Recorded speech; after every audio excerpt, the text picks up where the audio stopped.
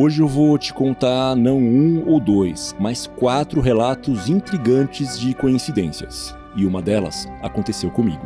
Eu sou Carlos Biguetti e você está no canal Mistérios do Desconhecido.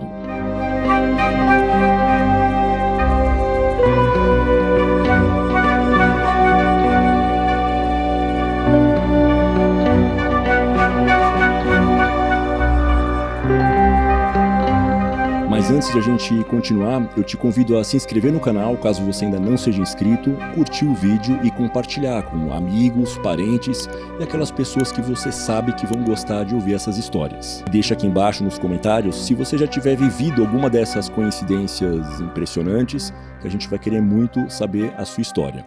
E comenta também, caso você não tenha alguma dessas histórias, de onde você fala nesse enorme planeta Terra.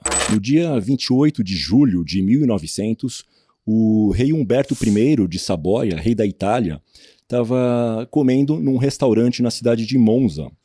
Ele estava na cidade para um evento esportivo que ia acontecer no dia seguinte. Uma coisa que chamou muito a atenção dele foi que o dono do restaurante, que tinha se aproximado para se apresentar e para saudar o rei, era fisicamente mas muito parecido mesmo com o próprio rei. Ele era tão parecido que as outras pessoas presentes ali no recinto podiam jurar que eles eram irmãos gêmeos. Como se a semelhança física não fosse suficiente, o dono do restaurante também se chamava Humberto. Eles tinham nascido no mesmo dia, na mesma cidade de Turim, na Itália, e tinham se casado no mesmo dia com esposas de mesmo nome, Margherita. Para finalizar essa primeira leva de coincidências, o rei tinha sido coroado no mesmo dia que o Humberto, do restaurante, tinha aberto o estabelecimento.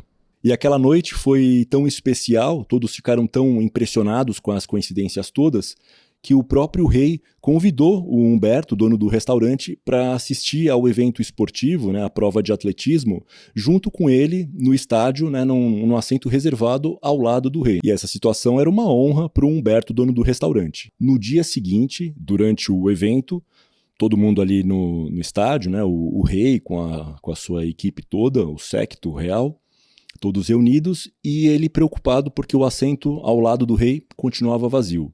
O Humberto do restaurante não chegava. Algum tempo depois, já com a competição acontecendo, a prova de atletismo, veio uma das pessoas da equipe do rei, todo esbaforido ali, e com uma expressão pesada, para informar que o Humberto do restaurante tinha sido morto na entrada do estádio, baleado. O rei ficou bastante comovido e tocado com o que tinha acabado de acontecer. E aí, terminado o evento, ele deixou o camarote, foi com a sua equipe em direção ao veículo que ia levá-lo embora dali. E um anarquista ítalo-americano chamado Gaetano Bresci alvejou o rei com 3 disparos e ele morreu ali também, na mesma manhã que o outro Humberto, que tantas coincidências tinha com a vida dele. E com a morte também a partir daí.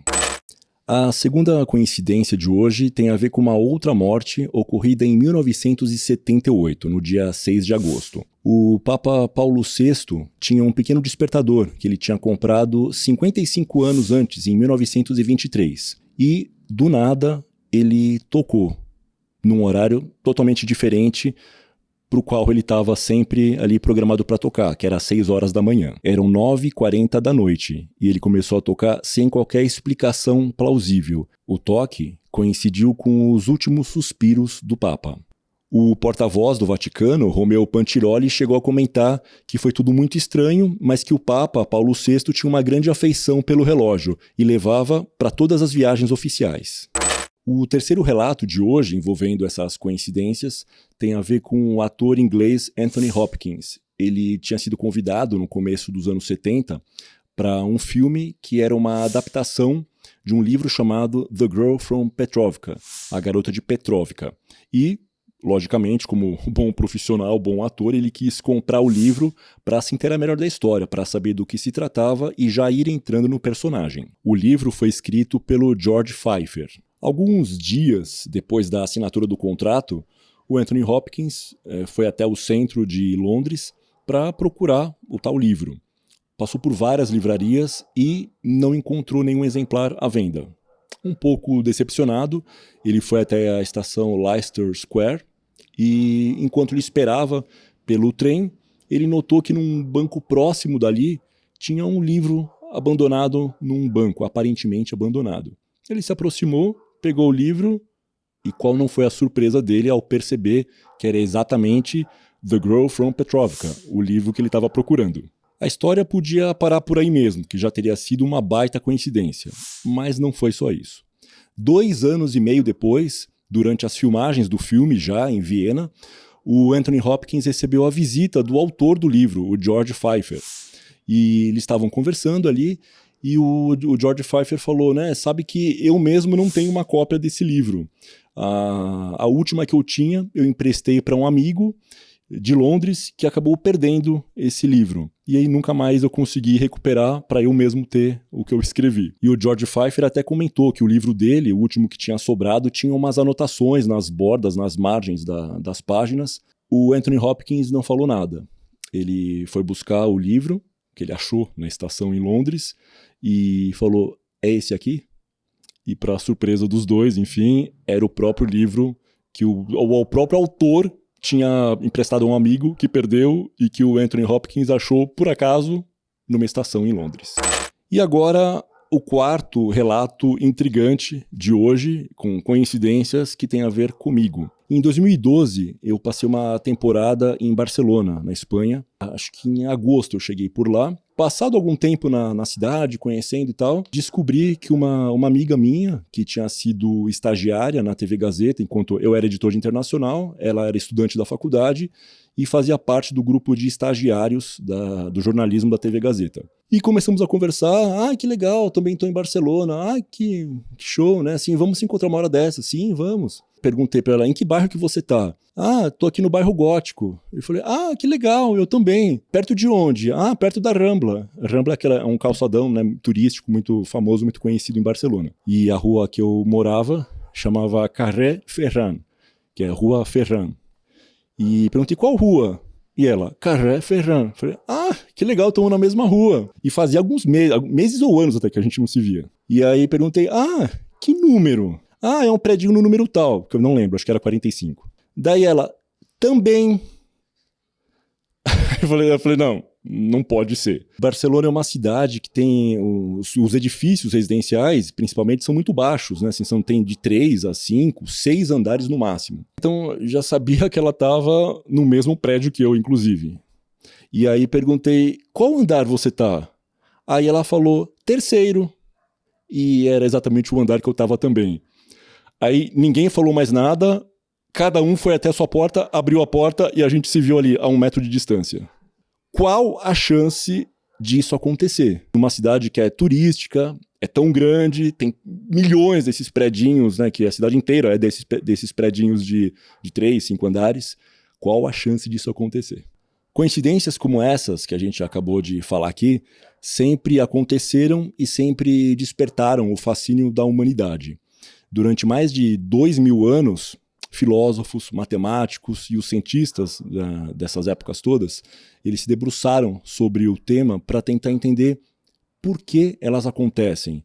Será que elas têm algum significado oculto, alguma mensagem? Elas têm algum simbolismo que a gente deveria entender? O psiquiatra, psicanalista e psicoterapeuta Carl Gustav Jung também se debruçou sobre esse tema das coincidências significativas. E a partir daí, ele elaborou o conceito de sincronicidade. Ela define acontecimentos que se relacionam não pelas suas causas, mas pelo seu significado. Complementarmente, filósofos e outros estudiosos de várias épocas já falavam de uma força ordenadora do universo que conecta todas as coisas, todos os seres. É uma espécie de fluxo comum, uma afinidade. Se a gente fosse representar isso visualmente, seria mais ou menos como aqueles padrões que a gente vê em cúpulas, em adornos de mesquitas, por exemplo, ou os padrões do desenho de um tapete persa. Você vê aquelas linhas sinuosas, aqueles desenhos, e de alguma forma eles se conectam. É uma espécie de capricho do universo. E se nem os estudos de mais de 20 anos do Jung sobre o tema foram conclusivos, quem sou eu para ousar esboçar aí uma explicação?